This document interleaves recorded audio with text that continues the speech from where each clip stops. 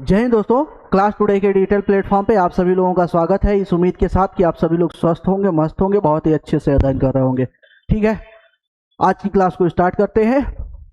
Last class में हमने जननी सुरक्षा योजना जो आपका ये था, क्या बोलते हैं उसको, कहाँ गया, ये जननी शिशु सुरक्षा कार्यक्रम है ना, जननी शिशु सुरक्षा कार्यक्रम, ये हमने प्रॉपर डिटेल में देखा था। और इसमें मैंने बताया था कि इसमें कोई जातिगत भेदभाव, धार्मिक भेदभाव और इसमें किसी तरह का भेदभाव नहीं लगाया जाता है। वो हर एक स्तर की सभी माँ और बच्चों के लिए के स्वास्थ्य के लिए सुरक्षा सुनिश्चित करता है ना। सरकारी स्वास्थ्य संस्थाओं द्वारा लागू किया जाता है, चाहे वो किसी भी जाति का हो, आयु वर्ग कोई भी हो, किसी भी धर्म का हो, किसी भी समुदाय से हो, किसी भी तरह का कोई भी यहाँ पे डिस्क्रिमिनेशन नहीं किया जाता है। वहां पे सिर्फ माँ और बच्चे को देखा जाता है। ठीक है, यहाँ पे सारी चीजें हमने कंप्लीट कर ली थी। उसके बाद जो टॉपिक आया था वो टॉपिक आया था राष्ट्रीय बाल स्वास्थ्य कार्यक्रम। और राष्ट्रीय बाल स्वास्थ्य कार्यक्रम के बारे में मैंने बताया था कि चूंकि अब यहाँ पे इसको छेड़छाड़ नहीं करते हैं, है ना, छेड़छाड़ नहीं करते हैं, चूंकि वहां पे टाइम कम रह गया था तो यहाँ पे मैंने छेड़छाड़ नहीं किया था। फिर मैंने कहा था कि जब नेक्स्ट क्लास स्टार्ट करेंगे तो यहीं से स्टार्ट करेंगे। तो आज फिर यहीं से स्टार्ट करते हैं। राष्ट्रीय बाल स्वास्थ्य कार्यक्रम RBSK है ना, ये भारत के देखा जाए तो स्वास्थ्य और परिवार कल्याण मंत्रालय द्वारा जो है कि जारी किया गया था, कार्यक्रम शुरू किया गया था। कब शुरू किया गया था? फरवरी 2013 में शुरू किया गया था। अब देखिए इतनी सारी योजनाएं हैं, ये जो आपकी PDF लगा रखा है ना, ये PPT जो लगा रखा है मैंने, इसमें योजनाओं से संबंधित, कार्यक्रम से संबंधित, है ना, रोग से संबंधित कार्यक्रम, जितनी भी आपकी कार्यक्रम जो है कि चलाए जाते हैं गवर्नमेंट के द्वारा स्वास्थ्य के लिए, स्वास्थ्य से संबंधित जितने भी कार्यक्रम चलाए जाते हैं, सारे कार्यक्रम मैंने इसमें रखा हुआ है। उन सबको एक बार कंप्लीट करके अच्छे से देखा जाएगा और अच्छे से देखने के बाद 1 बाय 1 करके टॉपिक वाइज मैं आपको प्रश्न जो है कि प्रैक्टिस कराऊंगा। ठीक है, तो यहाँ पे बात की जा रही है कि फरवरी 2013 में ये शुरू की गई थी भारत सरकार के स्वास्थ्य और परिवार कल्याण मंत्रालय के द्वारा, है ना। इसका उद्देश्य क्या है? तो उद्देश्य देखेंगे तो इसमें 18 वर्ष तक, जन्म से लेके 18 वर्ष, कहां तक? जन्म से लेके, ये जो है ना, ये बहुत इंपॉर्टेंट, ये जो लाइन है, ये जो चीज है, इसको बहुत इंपॉर्टेंट आपको रखिएगा, क्योंकि इस तरह के प्रश्न बहुत आपको फंसा देते हैं। जैसे ये है, राष्ट्रीय बाल स्वास्थ्य क्रम किस आयु वर्ग से संबंधित है, इस तरह का प्रश्न आपसे पूछ देगा। फिर पूछ देगा कि जो है कि जन्म से लेकर 18 वर्ष तक, 6 से लेके जो है कि 14 वर्ष तक, इस तरीके से ऑप्शन बना देगा। तो याद रखिएगा, जन्म से लेके 18 वर्ष तक के सभी आयु वर्ग के लोगों के लिए राष्ट्रीय बाल स्वास्थ्य कार्यक्रम जो है कि सुनिश्चित करता है, उनके स्वास्थ्य को सुनिश्चित करता है। तक के बच्चों में स्वास्थ्य समस्याओं की शुरुआती पहचान, स्वास्थ्य समस्याओं की शुरुआती पहचान की बात की गई है। किसकी बात की गई है? शुरुआती पहचान की। यहां पे दिख तो रहा है ना, ठीक है, इट्स ओके।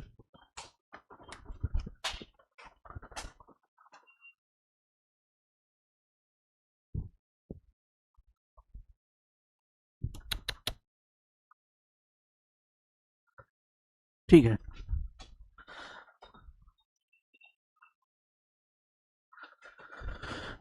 सही है। स्वास्थ्य समस्याओं की बात की गई है। इस कार्यक्रम के मुख्य बिंदु क्या है, विशेषता क्या है? तो इसमें 4D की बात की गई है, स्क्रीनिंग की बात की गई है, स्क्रीनिंग, और स्क्रीनिंग में 4 लेवल यानी कि 4D की बात की गई है। किसकी बात की गई है? 4D की स्क्रीनिंग है। यह कार्यक्रम बच्चों के सामान्य स्वास्थ्य स्थिरता को जांच करता है, जिन्हें 4 श्रेणियों में बांटा गया है, जिसको 4D के माध्यम से आप समझ सकते हैं। अब ये 4D क्या है? 4D क्या है? ये है 4D। ये क्या है? 4D है। ये पहले D का मतलब क्या है? पहले D का तो डिफेक्ट एट बर्थ, यानी कि जन्म से ही उसमें कोई समस्या आ गई है। इसका कारण क्या? देखिए, इसका जो आपका राष्ट्रीय बाल स्वास्थ्य कार्यक्रम जो चलता है, इसका क्या है कि बच्चों को स्क्रीनिंग करना कि उनमें कब से समस्या है, कौन सी समस्या है और उसका समाधान करना। ठीक है, तो इसमें पहला क्या है? D।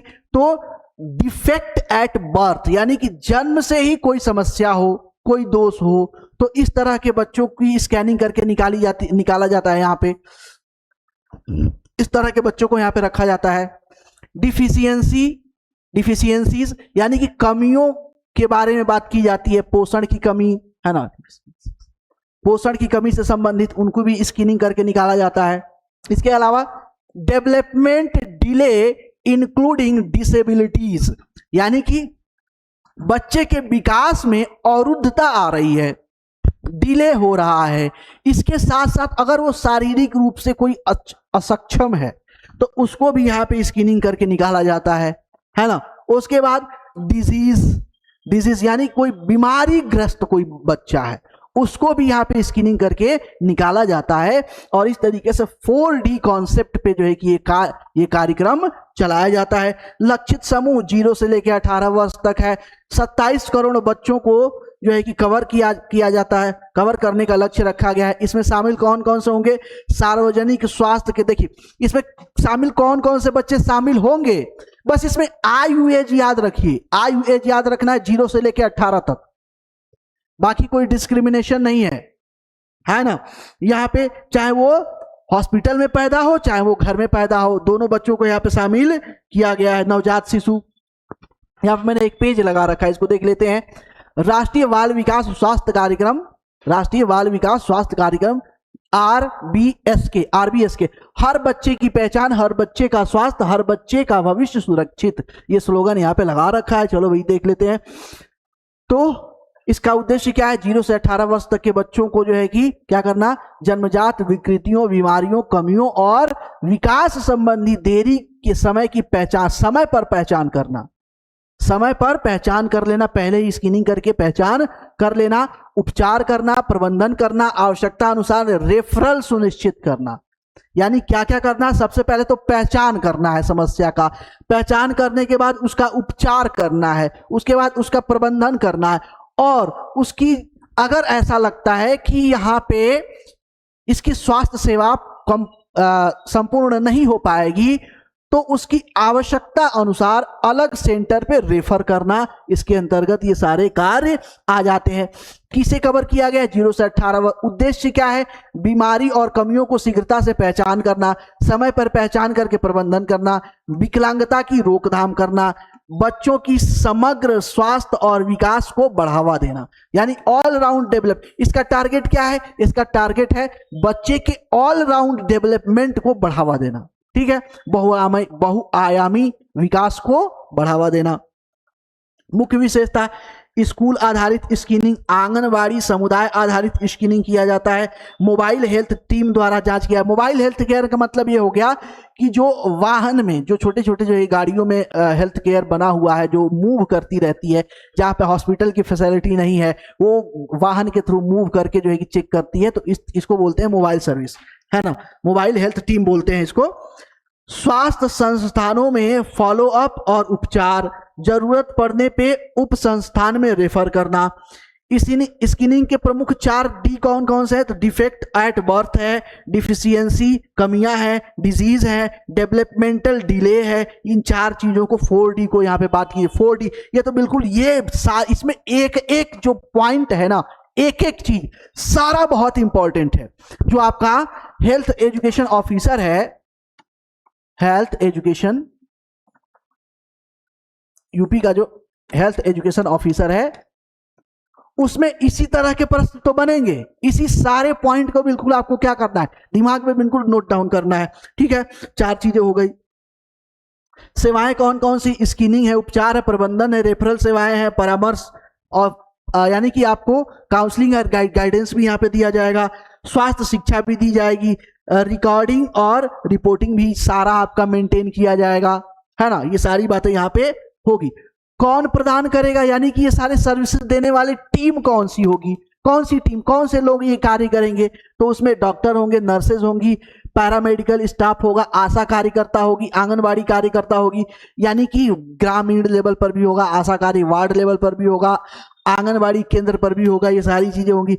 शिक्षक यानी स्कूल पर भी होगा, मोबाइल हेल्थ टीम द्वारा भी होगा, यानी कि ये सारे लेवल पे हमें यहाँ पे कवर किया जा रहा है। ठीक है, ये यहाँ पे ऑलरेडी जो है कि मोबाइल हेल्थ टीम जो है कि यहाँ पे RBS के मोबाइल हेल्थ टीम इस तरह का वाहन होता है इसी को बोलते हैं मोबाइल हेल्थ टीम, है ना। ये उन क्षेत्रों के लिए है जैसे पहाड़ी दुर्गम क्षेत्र हैं, है ना, बहुत दूर दराज के क्षेत्र हैं जहां पे हॉस्पिटल फैसिलिटी नहीं है, जहां पे डॉक्टर उपलब्ध नहीं है, जहां पे अभी जो चिकित्सा संरचना है उसका विकास नहीं हो पा रहा है, जहां पे लैब वगैरह टेस्टिंग के लिए नहीं है, तो वहां पे ये सारी जो है कि फैसिलिटी काम में आती है। कहाँ उपलब्ध है? सरकारी स्वास्थ्य संस्थानों में, स्कूलों में, आंगनबाड़ी केंद्र में, समुदाय में। कहाँ कहाँ पे? सरकारी स्वास्थ्य संस्थान जितने हैं सब पे आपको मिलेगी ये सुविधा, स्कूलों में मिलेगी, आंगनबाड़ी केंद्रों में मिलेगी, और उसके बाद समुदाय में, सब जो समुदाय संस्थान है वहां पे भी ये सुविधा आपको मिलेगी। ठीक है, महत्व क्या है इसका? बीमारियों की शीघ्रता से पहचान करके इलाज संभव हो सकेगा। तो अगर उसमें सुधार होने की गुंजाइश है तो ज्यादा वो समस्या गंभीर होने से पहले ही बच्चे को बचा लिया जाएगा। इससे जब समस्या गंभीर होने से पहले ही बचा लिया जाएगा तो विकलांगता की जो बढ़ोतरी है उसमें क्या होगा?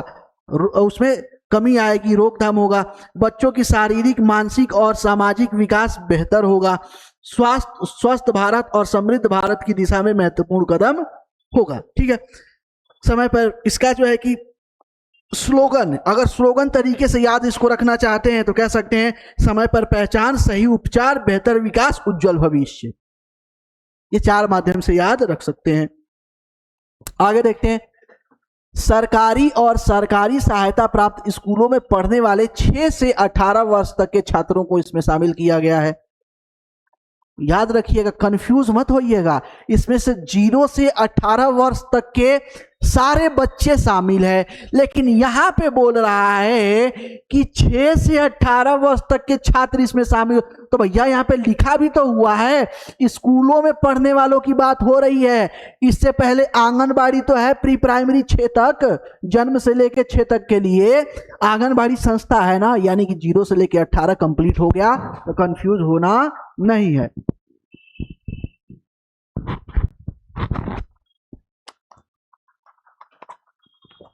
ठीक है, चलिए आगे देखते हैं। मुफ्त उपचार, इसी स्क्रीनिंग के दौरान किसी भी बीमारी या विकार की पहचान होने पर तृतीयक स्तर की सर्जरी सहित पूरा इलाज मुफ्त दिया। ये बहुत इंपॉर्टेंट है, ये बहुत इंपॉर्टेंट लाइन है, इस चीज को याद रखिएगा कि अगर स्क्रीनिंग हुई और किसी की समस्या पकड़ ली गई तो तृतीयक स्तर की सर्जरी के साथ साथ पूरा इलाज क्या होगा? उसका मुफ्त किया जाएगा। चलो, इस तरीके से राष्ट्रीय बाल स्वास्थ्य कार्यक्रम कंप्लीट हो गया। ठीक है, अब यहां पे टॉपिक चेंज हो जाता है, नवजात शिशु सुरक्षा कार्यक्रम। नवजात शिशु सुरक्षा कार्यक्रम NSSK। ठीक है, प्रारंभिक तिथि क्या है? तो प्रारंभिक तिथि है 15 सितंबर 2009। उद्देश्य क्या है? स्वास्थ्य कर्मियों, डॉक्टर, नर्स एनम को नवजात शिशु की देखभाल और पुनर्जीवित जीवन के लिए प्रशिक्षित करना। क्या करना? प्रशिक्षित करना। फोकस क्षेत्र कौन सा है? तो हाइपोथर्मिया और संक्रमण से बचाव, स्तनपान जल्द शुरू कराना और बेसिक न्यूबॉर्न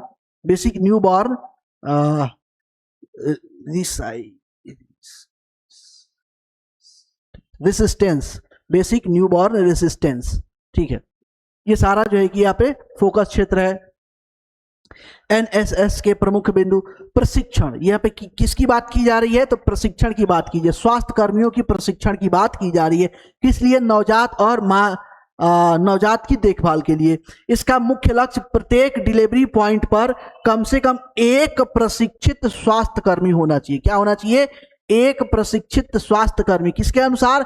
NSSK के अनुसार जो है कि हर एक स्वास्थ्य सेंटर पे डिलीवरी पॉइंट पे कम से कम एक जो है कि ट्रेंड हेल्थ वर्कर होना चाहिए कि उपलब्ध सुनिश्चित करना है। ठीक है, अब यहां पे एक स्लाइड यहां पे भी ये लगा रखा है, इसको भी देख लेते हैं फटाफट। हर नवजात शिशु का अधिकार, सुरक्षित जीवन और स्वस्थ भविष्य। स्वस्थ भविष्य, स्वस्थ नवजात, स्वस्थ भारत, ये स्लोगन दे रखा है यहां पे। कार्यक्रम के बारे में बात करें तो नवजात शिशु कार्यक्रम भारत सरकार द्वारा शुरू की गई पहल है, जिसका उद्देश्य हर नवजात शिशु को जन्म के समय और उसके बाद गुणवत्तापूर्ण देखभाल प्रदान करना, ताकि शिशु मृत्यु दर को कम किया जा सके। उद्देश्य क्या है? शिशु मृत्यु दर को कम करना, शिशु मृत्यु दर को कम करना। प्रमुख घटक यहाँ पे कौन कौन से हैं? हर नवजात की देखभाल होगा, विशेष नवजात देखभाल इकाई, नवजात स्थिरीकरण इकाई और रेफरल सेवाएं, माता पिता परिवार को परामर्श और शिक्षा, स्वास्थ्य कर्मियों का प्रशिक्षण और क्षमता निर्माण। ठीक है, सेवाओं का प्रक्रिया, यहाँ पे कौन कौन सी सेवाओं की प्रक्रिया है, क्या क्या दी जाएगी? तो गर्भावस्था के दौरान पंजीकरण और जांच क्या कराया जाएगा?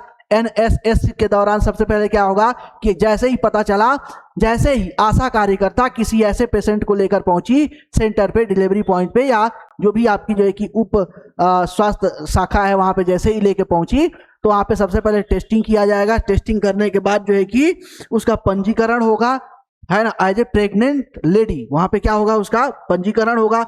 संस्थान में सुरक्षित प्रसव कराया जाएगा, उसका जन्म के तुरंत बाद नवजात की देखरेख की जाएगी, जांच की जाएगी हर एक तरीके से उसकी कि कहीं कोई समस्या तो नहीं है। जटिलता की पहचान और प्रबंधन किया जाएगा। आवश्यकता पर रेफरल और उच्च स्तरीय देखभाल के लिए रेफर कर दिया जाएगा। घर पर अनुवर्ती देखभाल और परामर्श दिया जाएगा, और इसके लिए किसका उपयोग होगा? ज्यादातर आशा कार्यकर्ता या आंगनबाड़ी कार्यकर्ता का, है ना।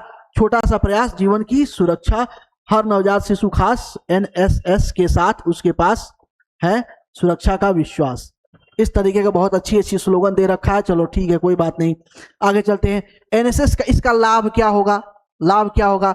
हर नवजात शिशु को जन्म के समय आवश्यक जो देखभाल उसकी होनी चाहिए वो उसे मुफ्त मिल रही है, फ्री सर्विस। पहले लोग हॉस्पिटल में जाने से, डिलीवरी कराने से क्यों डरते थे? उनको लगता था कि हॉस्पिटल में जाएंगे डॉक्टर पकड़ देगा, और पकड़ने के बाद लंबी चौड़ी बिल बना देगा, पैसा देना पड़ेगा, तो लोग जो है कि हॉस्पिटल में नहीं जाते थे। सरकार ने कहा कि टेंशन मत लो, है ना, टेंशन लेने वाली बात नहीं है, हम सारी फ्री ऑफ कॉस्ट जो है कि आपको सर्विसेज देंगे। तो यहाँ पे सरकार ने सारी फ्री ऑफ कॉस्ट जो है कि सर्विसेज कर दी। जटिल नवजात की पहचान कर और समय पर रेफर करना, यानी कि मान लीजिए डिलीवरी के पॉइंट ऐसा कोई बच्चा है जिसकी स्थिति बहुत नाजुक है, तो इस स्थिति में छोटे से स्वास्थ्य सेंटर पे उसकी समस्या का समाधान नहीं हो पाएगा, तो उसे जिला स्तर पे भेजा जा सकता है या सामुदायिक अस्पताल में भेजा जा सकता है ना, CHC में, PHC में या डिस्ट्रिक्ट हॉस्पिटल में, या और क्रिटिकल कंडीशन है तो उसे जो है किसी मेडिकल कॉलेज वगैरह में, रिसर्च सेंटर, मेडिकल कॉलेज वगैरह में भेजा जा सकता है इसके द्वारा। ठीक है, माता पिता को नवजात देखभाल की जानकारी और परामर्श दिया जाएगा सेंटर पे इसके द्वारा, कि कैसे आपको जो है कि बच्चे की देखरेख करनी है, कैसे कैसे बच्चे को फीडिंग करानी है, दूध पिलाना है, कैसे देखरेख करना है, मालिश करना है नहीं करना है ना, नहलाना है नहीं नहलाना है, कब नहलाना है, कैसे क्या करना है, ये सारी बातें जो है क्या खिलाना पिलाना, सब कुछ यहाँ पे डिटेल में एक एक चीज बताया जाएगा। शिशु मृत्यु दर और बीमारियों में कमी करना इसके माध्यम से, है ना, सरकार बहुत प्रयास करती है। पहले देखा जाए तो शिशु मृत्यु दर बहुत हाई था, अभी शिशु मृत्यु दर बहुत लो हो गया है ना। स्वास्थ्य नवजात सुरक्षित भविष्य, स्वस्थ नवजात सुरक्षित भविष्य, यहाँ पे ये सारी चीजें हो गई। अब यहाँ पे एक चीज, सहायता के लिए संपर्क, ये टोल फ्री नंबर है ना, ये टोल फ्री नंबर है 18-11-10-12। ठीक है, तो ये टोल फ्री नंबर थोड़ा सा ध्यान में रखिए, क्योंकि कई बार जो है कई सारे छोटे छोटे एग्जाम में आपका नंबर पूछ लेता है, सर्विस सेंटर का नंबर पूछ लेता है ना, तो ये नंबर थोड़ा सा 1811-1022 इसको याद रखना है। ठीक है, नवजात शिशु की सुरक्षित देखभाल हमारा संकल्प, राष्ट्र का भविष्य। चलिए अब इसके बारे में थोड़ा सा मैं अपने क्लास के बारे में बता दूं। क्लास टुडे ऐप पे जो आपको यूट्यूब पे, ये चैनल पे आपको एक क्लास मिल रही है, इसमें आपको जो है सीटेट संबंधी, टेट संबंधी, स्टेट टेट के संबंधी, यूपी टेट के संबंधी, बिहार टेट के संबंधी, टायर 1, टायर 2, टायर 3, टायर 4, है ना, इसके साथ साथ ऑल गवर्नमेंट एग्जाम के जो है कि आपके कोर्सेज अवेलेबल है। इसके लिए चाहे तो आप हमारे क्लास टुडे ऐप को प्ले स्टोर से इंस्टॉल करके वहां पे विजिट कर सकते हैं, या फिर आप चाहे तो सीधे हमारे संस्था से कांटेक्ट कर सकते हैं 914242 411842 पे कांटेक्ट करके इंक्वायरी कर सकते हैं, एडमिशन ले सकते हैं। इसके अलावा 1 से लेके 8 तक के मैथ साइंस के लिए, इसके अलावा देखेंगे तो सैनिक स्कूल, नवोदय स्कूल, आपका सेंट्रल यूनिवर्सिटी एलिजिबिलिटी टेस्ट के जो है कि कोर्स अवेलेबल हैं। इसके अलावा डीएलएड और बीएड एंट्रेंस एग्जाम के लिए भी अवेलेबल है। ठीक है, आगे चलते हैं नेक्स्ट। अब एनएसएसके और जेएसएसके, जननी सुरक्षा शिशु सुरक्षा कार्यक्रम और नवजात शिशु सुरक्षा कार्यक्रम, इन दोनों में अंतर क्या है? दोनों हमने देखा, दोनों शिशुओं के लिए बात कर रहा है ना? तो इसमें अंतर क्या है? तो विशेषता, तो इसमें नवजात शिशु सुरक्षा कार्यक्रम इसे बोलते हैं, ये जननी सुरक्षा कार्यक्रम। नवजात शिशु सुरक्षा कार्यक्रम 15 सितंबर 2009 को चालू हुआ है, जबकि जननी सुरक्षा कार्यक्रम 1 जून 2011 को चालू हुआ है ना? मुख्य उद्देश्य क्या है इसका? तो स्वास्थ्य कर्मियों, डॉक्टर, नर्स, नवजात शिशु की देखभाल और पुनर्जीवन के लिए प्रशिक्षित करना। यहाँ पे किसको प्रशिक्षित करना है? नर्सों को, एनएम को, डॉक्टर को प्रशिक्षित करना, ताकि हम शिशु की अच्छी सुरक्षा कर सकें। यहाँ पे क्या है? गर्भवती महिलाओं और बीमार नवजात को मुफ्त और कैशलेस सेवा प्रदान करना, कैशलेस सेवा प्रदान करना, उसकी देखरेख करना। फोकस क्षेत्र क्या है? तो यहाँ पे हाइपोथर्मिया है, संक्रमण से बचाव है, स्तनपान की जल्द शुरुआत कराना है और बेसिक न्यूबॉर्न रेसिस्टेंस को बढ़ाना है ना? यहाँ पे क्या है? उद्देश्य क्या है? तो मुफ्त दवाएं देना, जांच करना, भोजन, रक्त, ब्लड, घर के से अस्पताल के लिए मुफ्त परिवहन सुविधाएं मुहैया कराना। किसके अलावा? जननी शिशु सुरक्षा कार्यक्रम के। तो दोनों में जो है कि स्पष्ट थोड़ा सा अंतर है।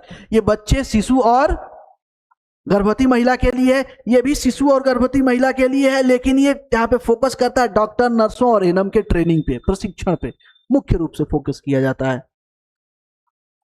आगे चलते हैं। अब यहाँ पे हस्तक्षेप क्या है? यह कार्यक्रम जन्म के समय होने वाली समस्याओं जैसे सांस लेने में कठिनाई है ना को रोकने पर केंद्रित है। लाभार्थी यह विशेष रूप से नवजात शिशु 0 से लेके 28 दिन तक की उत्तरजीविता दर को सुधारने के लिए बनाया जाता है ना? शिशु जो है कि मृत्यु दर को सही करने के लिए, यानी जन्म से लेकर 28 दिन यानी 1 महीना ये कवर करता है। ये भी एक अंतर है ना? ये भी एक क्या है? अंतर है। उसके बाद आता है कार्यक्रम मिशन इंद्रधनुष। क्या आता है? मिशन इंद्रधनुष। मिशन इंद्रधनुष आता है। मिशन इंद्रधनुष एमआई भारत सरकार की स्वास्थ्य और परिवार कल्याण मंत्रालय द्वारा 25 दिसंबर 2014 को शुरू किया गया। कब शुरू किया गया? 25 दिसंबर 2014 को।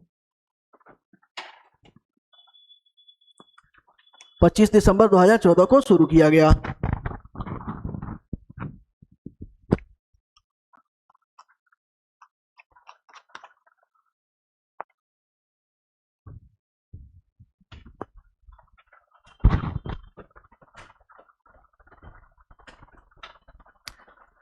ठीक है, मुख्य उद्देश्य और विशेषताएं। मुख्य उद्देश्य या विशेषताएं और लक्ष्य के बारे में बात करते हैं। इसका मुख्य लक्ष्य है उन बच्चों और गर्भवती महिलाओं तक पहुंचना जो नियमित टीकाकरण से छूट गए हैं। ये क्या है? जो नियमित टीकाकरण चलता है, जो बच्चे के बर्थ से 2 वर्ष तक जो नियमित टीकाकरण चलता है बच्चे का, और गर्भावस्था शुरू होते ही महिला का टीकाकरण शुरू हो जाता है, और बच्चा पैदा होने के 2 वर्ष बाद तक, यानी 3 साल कवर कर रहा है। लगभग मोटा ये 3 साल कवर कर रहा है ना? 3 साल लगभग कवर कर रहा है। तो इतना जो है कि यहाँ पे देखा जाता है कि बच्चों और गर्भवती महिलाओं तक पहुंचना जो नियमित टीकाकरण से छूट गए हैं या जिनका आंशिक पार्शियल टीकाकरण हुआ है, 2 वर्ष तक के बच्चे और गर्भवती महिलाएं। गर्भवती महिलाएं यहां पर भी हैं। जैसे ही गर्भधारण हुआ, बहुत सारे जो टीकाकरण है गर्भधारण से ही स्टार्ट हो जाए। गर्भधारण के 1 महीने बाद से ही आपका क्या हो जाता है? 1-1.5 महीने बाद से, 2 महीने बाद से, शायद तीसरे महीने में शायद पहला टीका लगता है महिलाओं को, तो वहीं से स्टार्ट हो जाता है। तो 6 महीना इधर और 2 साल उधर, यानी कि 2.5 साल। 2.5 साल जो टीकाकरण है, जिसमें 6 महीने आपका गर्भवती महिलाओं का टीकाकरण है और 2 साल आपके बच्चों का जो है कि टीकाकरण है। इसमें वो लोग हैं जो छूट गए हैं, चाहे वो गर्भवती महिलाएं हैं, चाहे वो बच्चे हो, छूट गए हो या फिर छूटे नहीं है, कुछ टीकाकरण हुआ है, कुछ टीकाकरण रह गया है, तो ऐसे लोगों को ढूंढ ढूंढ करके सरकार बोलती है कि भैया देखो ये मिशन इंद्रधनुष चला दिया, कोई बचना नहीं चाहिए, सबको पकड़ पकड़ के इंजेक्शन मारो, सबको टीका लगाओ, कोई छूटना नहीं चाहिए, है ना। तो इसके माध्यम से ये काम कराया जाता है, मिशन इंद्रधनुष, है ना। टीकाकरण सुरक्षित बचपन स्वस्थ भारत, MI बोलते हैं, 25 दिसंबर 2014 को शुरू किया गया था। मिशन इंद्रधनुष MI भारत सरकार की एक महत्वाकांक्षी टीकाकरण पहल है, जिसका उद्देश्य देश के हर बच्चे को जानलेवा बीमारी से बचाना है ना। उद्देश्य क्या है? सभी गर्भवती महिलाओं और बच्चों का टीकाकरण, जिससे उनको उनके स्वास्थ्य को सुरक्षित किया जा सके और उनको जानलेवा बीमारियों से बचाया जा सके। हर बच्चे का अधिकार टीकाकरण प्यार 7 जो है कि यहाँ पे, है ना, मिशन इंद्रधनुष यानी 7 कलर हैं, तो यहाँ पे 7 जो है कि यहाँ पे चीजों को शामिल किया जाता है। इसमें BCG का टीका है, OPV का टीका है और DPT, है ना, और हेपेटाइटिस B और खसरा का टीका यहाँ पे लगाया जाता है। इन सारे बच्चों को लगाया जाता है। यहाँ पे देखिए कुछ बूस्टर के रूप में भी दिया जाता है, कुछ इंजेक्शन के फॉर्म में भी दिया जाता है। आइए अपने बच्चों को पूर्ण टीकाकरण दिलाएं और उन्हें स्वस्थ भविष्य दें, है ना। स्लोगन चलाया जाता है माता पिता के लिए कि आप एज ए माता पिता हमें संपूर्ण टीकाकरण का उपहार देना। क्या देना? संपूर्ण टीकाकरण का उपहार देना। कुछ करना या मत करना, हमें संपूर्ण टीकाकरण देना। मुख्य उद्देश्य या विशेष लक्ष्य है बच्चों और गर्भवती महिलाओं तक पहुंचना जो नियमित टीकाकरण से छूट गए हैं, जिनका आंशिक पार्शियल टीकाकरण हुआ है। ऑलरेडी मैं आपको बता चुका हूं। बीमारियों से सुरक्षा, 7 जानलेवा बीमारियों से सुरक्षा दिया जाता है। इसीलिए यहाँ पे रेनबो को रखा गया है, क्योंकि वहां पे 7 कलर होते हैं और एक कलर एक बीमारी को रिप्रेजेंट करता है। और इसी तरीके से यहाँ पे 7 बीमारियां हैं जिनको कंप्लीट रूप से खत्म करने के लिए मिशन इंद्रधनुष चलाया जाता है। जिन बीमारियों में आपकी डिप्थीरिया है, काली खांसी है, टेटनस है, पोलियो है, तपेदिक है, खसरा है, हेपेटाइटिस B है ना। 3 हो गया, 4, 5, 6, 7, ठीक है। डिप्थीरिया, काली खांसी, टेटनस, पोलियो, तपेदिक, खसरा, हेपेटाइटिस B। डिप्थीरिया, काली खांसी, टेटनस, पोलियो, तपेदिक, खसरा, हेपेटाइटिस B के खिलाफ सुरक्षा प्रदान करना है। इसलिए इसे मिशन इंद्रधनुष के नाम से जाना जाता है, क्योंकि 7 बीमारियों से बचाव 7 कलर रिप्रेजेंट करते हैं। ठीक है, चलिए आगे चलते हैं। विस्तार, बाद में इसको क्या किया गया? बाद में इसमें और भी बीमारियां शामिल कर लिया गया है, जिसमें जापानी इंसेफ्लाइटिस हो गया, हीमोफिलस इन्फ्लुएंजा हो गया टाइप B, है ना, और रूबेला हो गया, रोटा वायरस हो गया, निमोकोकस कंजुगेट वैक्सीन हो गया,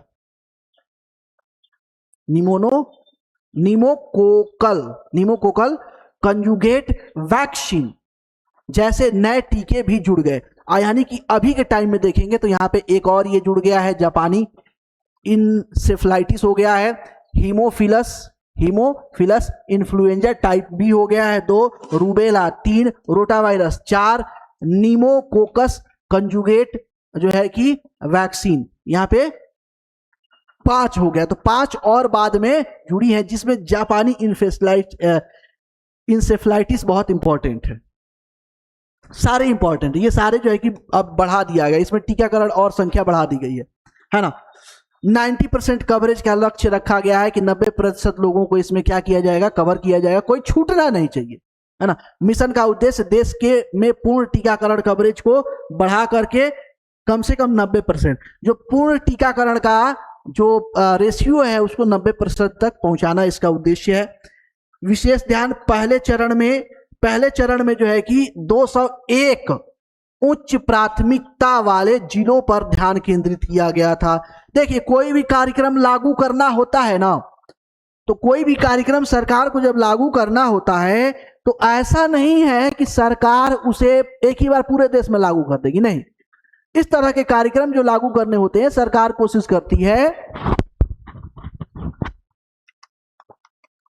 कि जो सबसे ज्यादा प्रभावित क्षेत्र है, सबसे ज्यादा प्रभावित क्षेत्र है, सबसे पहले वहां से एक सैंपल ले ले और उस सैंपल पे हम पहले क्या करें, कार्यक्रम को लागू करें। लागू करने के बाद वहां पे समस्याएं क्या आ रही हैं, दिक्कतें क्या आ रही हैं, लागू करने में कौन कौन सी और फैसिलिटी चाहिए, कहां पे क्या कमी रह जा रही है, इसका पूरा अध्ययन करने के बाद सरकार फिर से जो है कि पूरे देश में उस चीज को लागू करती है। तो यहाँ पे पहले चरण में इसमें 21 उच्च प्राथमिकता यानी कि सबसे ज्यादा जो प्रभावित थे उन जिलों में जो है कि इसको लागू किया गया था, जहां आधे से अधिक गैर टीकाकरण वाले बच्चे थे, यानी कि 50% से भी कम टीकाकरण हुआ था वहां पे बच्चों का। ऐसे क्षेत्रों को सरकार ने क्या किया, चिन्हित किया, जैसा मैंने आपको बताया, और चिन्हित करने के बाद सरकार ने सबसे पहले इस कार्यक्रम को वहीं पे लागू किया, है ना। और फिर जब यहाँ अब देखिए लागू करने से क्या होता है, ये एक्चुअली जो सरकार की थीम है ये महात्मा गांधी को फॉलो करती है। महात्मा गांधी के पास जो है ना एक बच्चा आता है, एक बच्चा अपनी माँ के साथ आती है, माँ आती है बोलती है कि बच्चा मेरे को बहुत परेशान करता है, रोज कहता है कि मुझे गुड़ और चने दो, गुड़ और चने दो, गुड़ और चने दो खाने के लिए, ठीक है। तो वो महात्मा गांधी उसे 1-2 दिन बुलाते हैं, 1-2 दिन बाद बताते हैं, फिर जो बच्चा आता है फिर महात्मा गांधी बोलते हैं कि बच्चा देखो गुड़ और चना नहीं खाना चाहिए। कारण क्या है, 2-3 दिन क्यों लेते हैं गांधी, पूछती है महिला जो है कि वो क्या होती है, विस्मय, वो बहुत आश्चर्यचकित हो जाती है और पूछती है कि जब यही बताना था, यही बोलना था कि गुड़ और चने नहीं खाना चाहिए, तो आप सीधे उसी दिन बोल दिए होते, 4 दिन दौड़ाए क्यों है मेरे को। महात्मा गांधी बोलते हैं कि उस समय मैं भी गुड़ और चने खाता था, है ना। तो पहले मैं छोड़ लूं, उससे क्या दिक्कतें आ रही हैं, क्या समस्याएं आ रही हैं, कैसे खुद को मैनेज करना है ये जान लूं, तब तो बच्चे को बताऊंगा।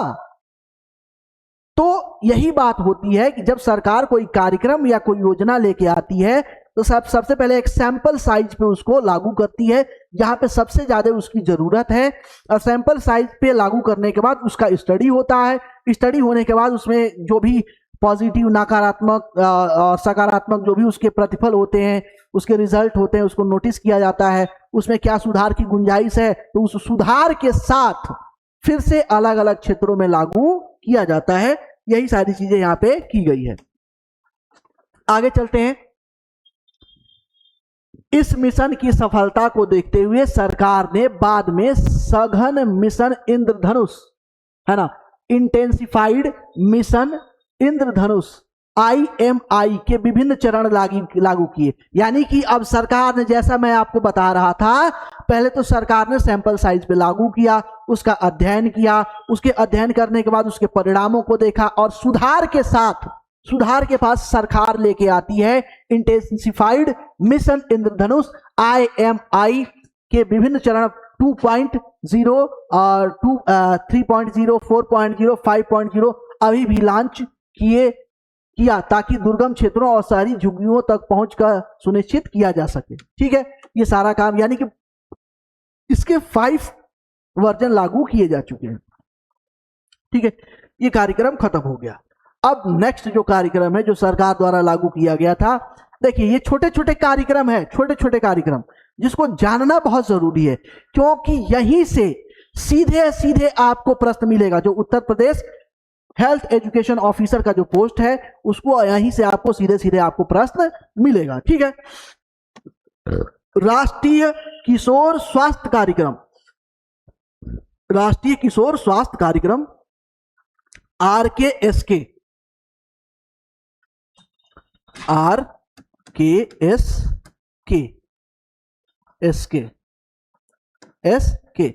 स्वास्थ्य और परिवार कल्याण मंत्रालय द्वारा जो है कि 7 जनवरी 2014 को शुरू किया गया था।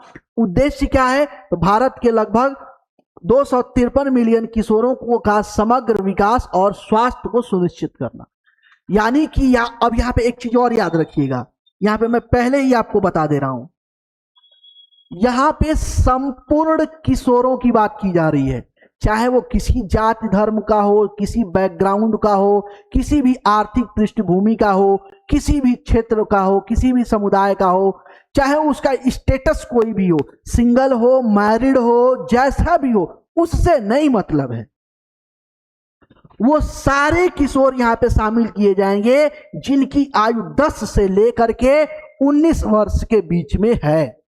वो सारा लक्षित समूह है ना, चाहे उसका स्टेटस कोई भी हो, सोशल स्टेटस कोई भी हो, फैमिली बैकग्राउंड कोई भी हो, इकोनॉमिकल स्टेटस कोई भी हो, है ना, रिलीजियस बैकग्राउंड कोई भी हो, और आपका ज्योग्राफिकल रीजन कोई भी हो, इससे कोई लेना देना नहीं, कोई भेदभाव नहीं है, संपूर्णता के सिद्धांत पे लागू होता है।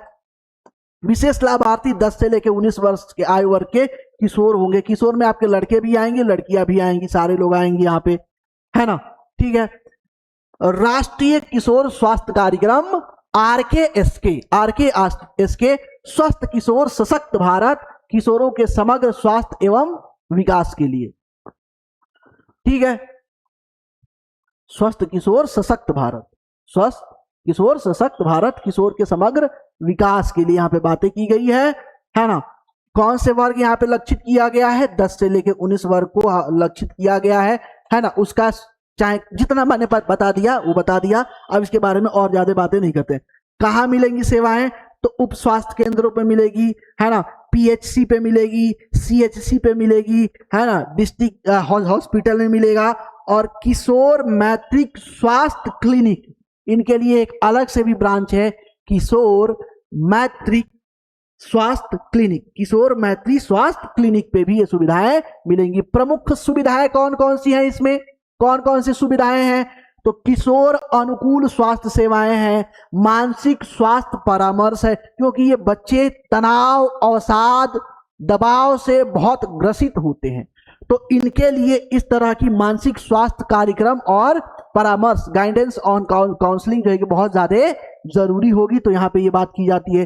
पोषण एवं एनीमिया की रोकथाम, यौन एवं प्रजनन स्वास्थ्य सेवाएं, नशा मुक्ति एवं जीवन कौशल। अब क्या होता है कि जो किशोरावस्था है, यहाँ पे आइडेंटिटी क्राइसिस होती है, और जब यहाँ पे आइडेंटिटी क्राइसिस होती है ना, तो समस्या ये होता है कि बच्चा ये नहीं देखता है कि नकारात्मक वर्क है ना, निगेटिव वर्क है या पॉजिटिव वर्क है, उसको बस एक पहचान मिलना चाहिए।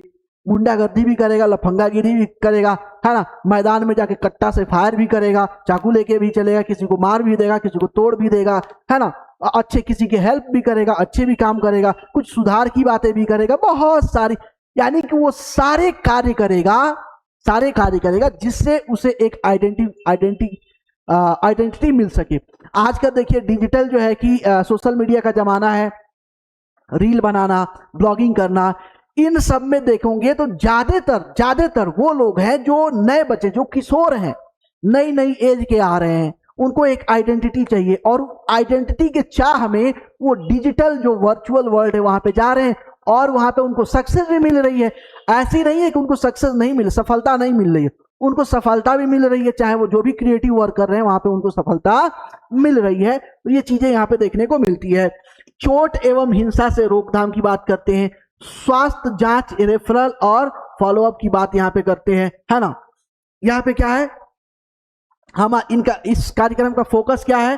तो स्वास्थ्य जीवन शैली को बढ़ावा देना, मानसिक और सामाजिक सशक्तिकरण करना, लैंगिक समानता को बढ़ावा देना, है ना, सुरक्षित माहौल बनाना, शिक्षा और कौशल विकास देना, सही जानकारी सही उम्र में स्वस्थ और बेहतर कल के लिए, ये सारी बातें कर सकते हैं। यहाँ पे इनका जो आपका हेल्पलाइन नंबर है, जो किशोर हैं, जो हेल्पलाइन नंबर है, देखिए कई बार किशोर क्या होते हैं, किसी से कुछ बोल नहीं पाते हैं, है ना, तो वो चाहे तो इस हेल्पलाइन नंबर पे कॉल करके बात कर सकते हैं, अपनी समस्या का समाधान कर सकते हैं। 1800 है, 180 है, 1104 है, इस पे कॉल करके बात कर सकते हैं। यह सुबह 8 बजे से लेकर रात के 8 बजे तक आपका कॉल अटेंड किया जाएगा, ठीक है। ये टोल फ्री नंबर भी थोड़ा सा आपको ध्यान में रखना है, कौन से प्रोग्राम के लिए या कौन से कार्यक्रम के लिए सरकार द्वारा कौन से टोल फ्री नंबर जारी किया गया है। कई बार ये टोल फ्री नंबर पूछ लेता है।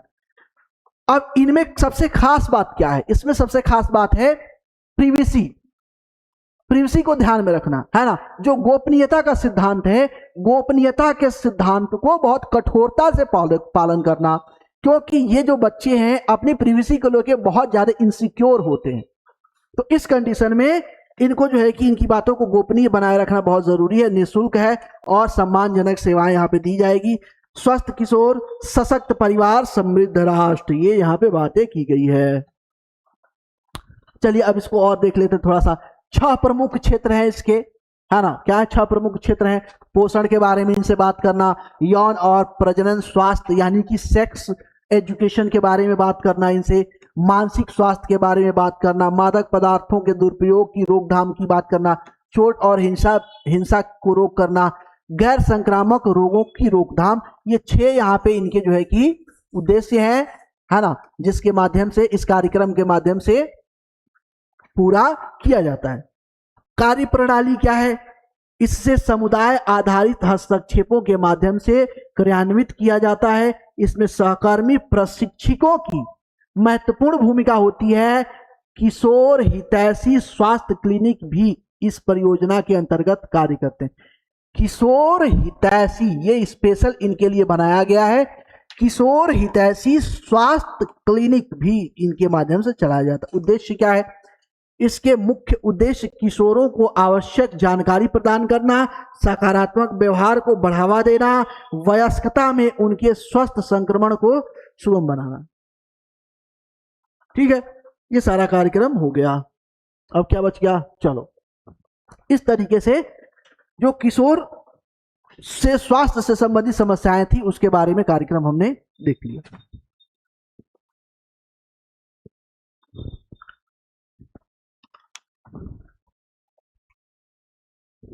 आगे चलते हैं, थोड़ी देर और देखते हैं। अभी टाइम है, 1-2 पॉइंट और देख सकते हैं, है ना। यह है जननी सुरक्षा योजना। जननी सुरक्षा योजना कब लाया गया था? 12 अप्रैल 2005 में लाया गया था। यह भारत सरकार की राष्ट्रीय ग्रामीण स्वास्थ्य मिशन, है ना, नेशनल रूरल हेल्थ मिशन के तहत एक महत्वपूर्ण जो है कि कार्यक्रम है, हस्तक्षेप या कार्यक्रम है।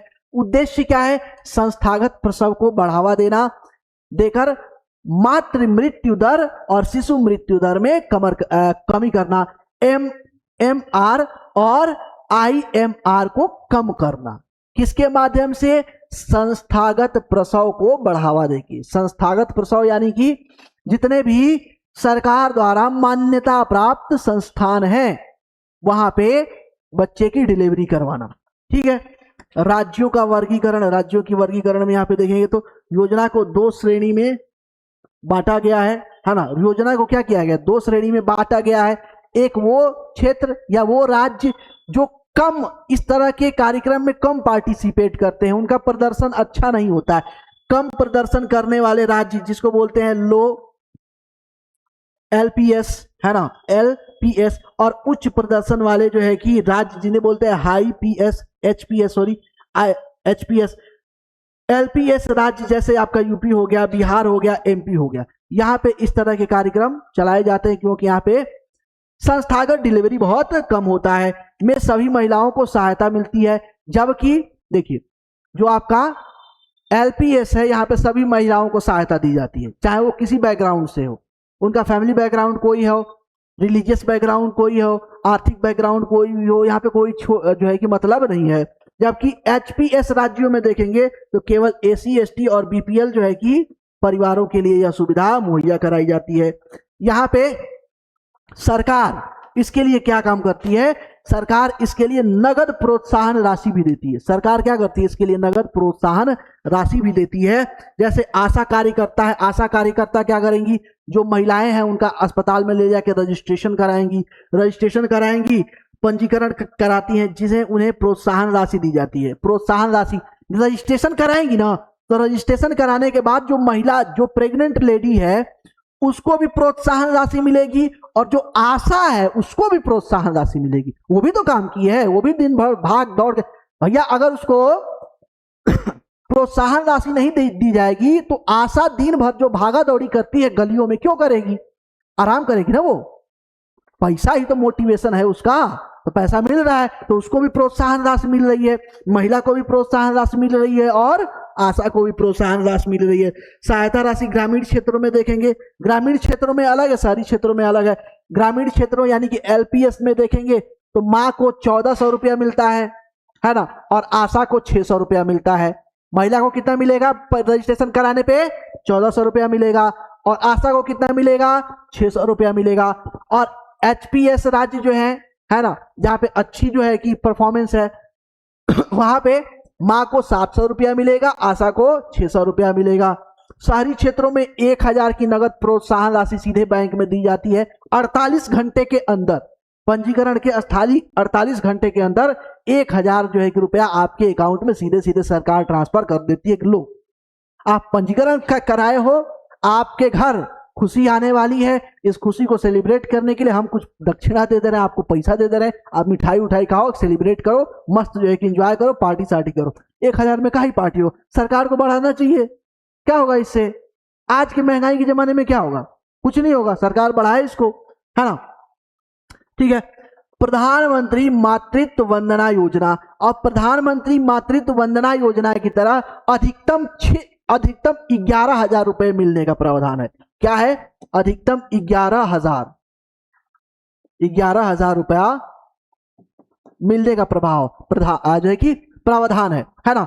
योजना के तहत पहले जीवित बच्चे के लिए 5,000 रुपया दिया जाता है, और दूसरा जो बच्चा होता है उसके 6,000 रुपया दिया जाता है। लेकिन वो दूसरा बच्चा लड़की होनी चाहिए, तब आपको 6,000 दिया जाता है। और सरकार यहाँ पे खेल खेलती है, आगे आएंगे तो बताएंगे, अभी यहाँ पे नहीं बात करते इसके बारे में, है ना। अब यहाँ पे मैंने ये टॉपिक ही डाल दिया है, प्रधानमंत्री मातृत्व वंदना योजना, वंदना योजना, ठीक है। प्रधानमंत्री मातृ वंदना योजना भारत सरकार की गर्भवती महिलाओं और स्तनपान कराने वाली महिलाओं को आर्थिक सहायता प्रदान करना। किसके लिए? ये गर्भवती महिलाओं के लिए भी है, और जो महिलाएं स्तनपान कराती हैं, यानी कि जिनके पास बच्चे हैं, जो दूध पिलाती हैं बच्चों को, जिसे धात्री माँ भी बोलते हैं, है ना, उनके लिए जो है कि ये स्कीम आई हुई है प्रधानमंत्री के अकॉर्डिंग, प्रधानमंत्री मातृ वंदना योजना। ठीक है, मुख्य उद्देश्य क्या है? माँ बच्चे को पोषण स्वास्थ्य में सुधार करना, माँ और बच्चे दोनों के पोषण स्तर में सुधार करना, स्वास्थ्य में सुधार करना इसका उद्देश्य है। लाभार्थी को कुल कितना मिलेगा? 11,000 मिलेगा, जो मैं आपको यहाँ पे बता रहा था। लेकिन खेला क्या है? खेला ये है, 11,000 ये राशि तो दिखा देते हैं, लेकिन उससे पहले लिखते अधिकतम। क्या लिखते हैं?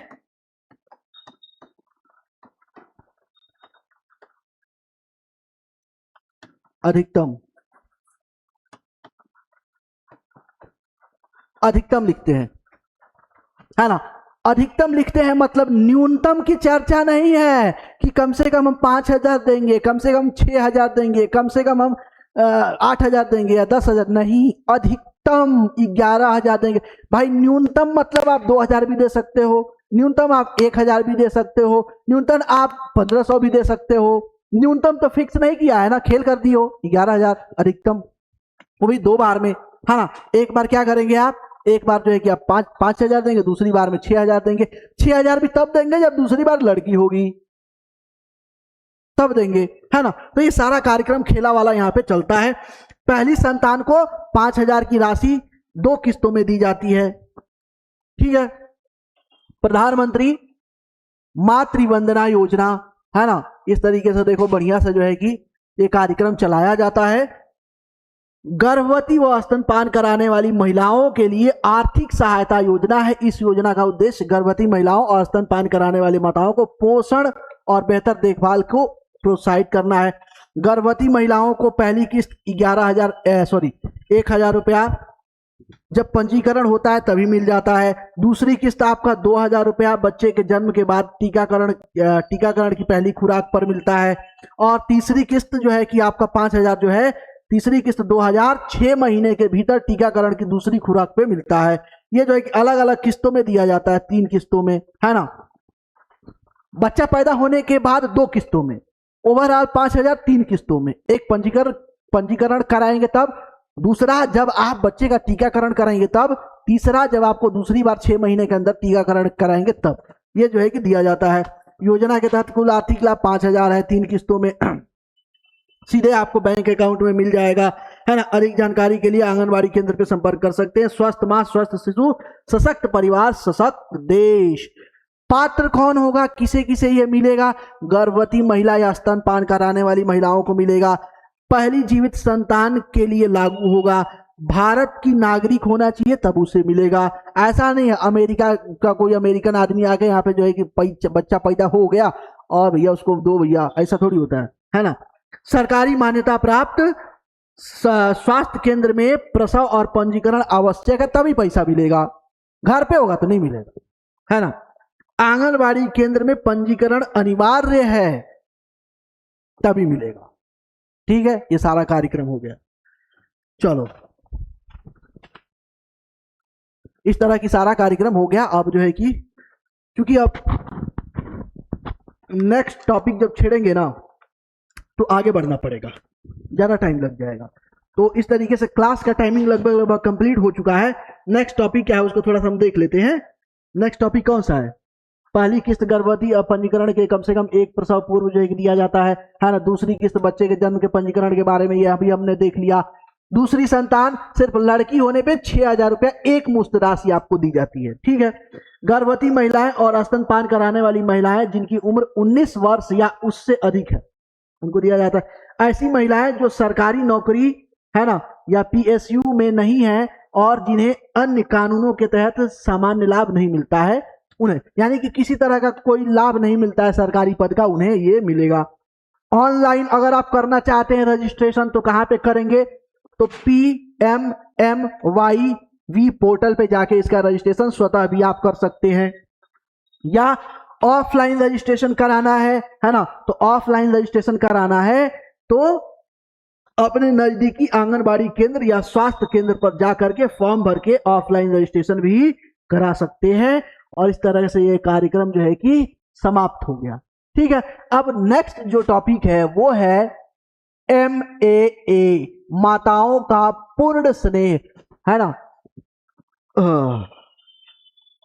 ठीक है, लेकिन इसको आज की क्लास में नहीं देखा जाएगा, है ना। इसे आज की क्लास में नहीं देखा जाएगा, इसे नेक्स्ट क्लास में देखा जाएगा। ठीक है, तो इस क्लास को ज्यादा से ज्यादा शेयर कीजिए। इसके अलावा आप जो है कि किसी और टॉपिक पे अगर आप लेक्चर चाहते हैं तो आप कमेंट में बता सकते हैं। तो आज की क्लास में इतना ही, मिलते हैं आपसे नेक्स्ट क्लास में। आज के लिए धन्यवाद।